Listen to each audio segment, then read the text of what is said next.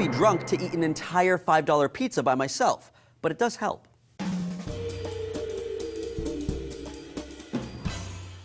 Hey there, inebriated Epicureans. Jules here for D-News.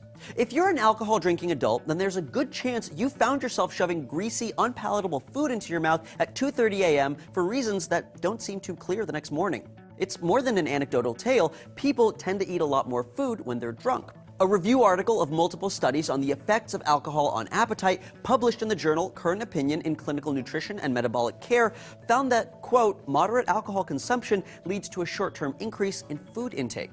Now, what's puzzling is that alcohol is really calorically dense. A gram of pure alcohol contains more calories than a gram of carbohydrates or protein, and almost as many as in a gram of fat.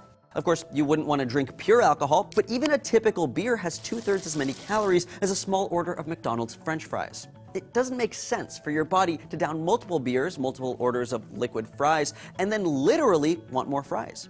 Well, as it turns out, it may have less to do with caloric content and more to do with your brain.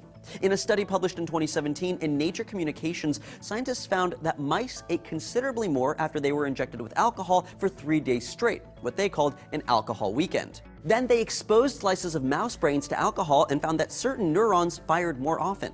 These particular neurons released a peptide, a small chain of amino acids called AGRP. AGRP tells your brain that you're hungry. So alcohol makes you want to eat regardless of whether or not you're packed full of calories already. Basically, your brain is telling you, hey, I'm starving, even if you totally aren't. What's even crazier? You might not even feel full after satisfying those cravings. A 2001 study of 7 men and 7 women in the journal Clinical Endocrinology found that alcohol consumption lowered production of a hormone called leptin. Leptin is the reason you feel full and satisfied after a meal. Without it, you never quite hit that sweet, full feeling that you're going for. The study posited that alcohol could directly suppress this hormone. But that's just one part of a complicated equation. It turns out that when you're drunk, you also tend to eat food that you might not normally find appetizing. The reason for this is believed to involve your opiate system. See, one of the reasons alcohol reduces pain, makes you feel good, and is addictive is that it has a strong effect on your opiate system, which is directly involved in pain, reward, and addiction.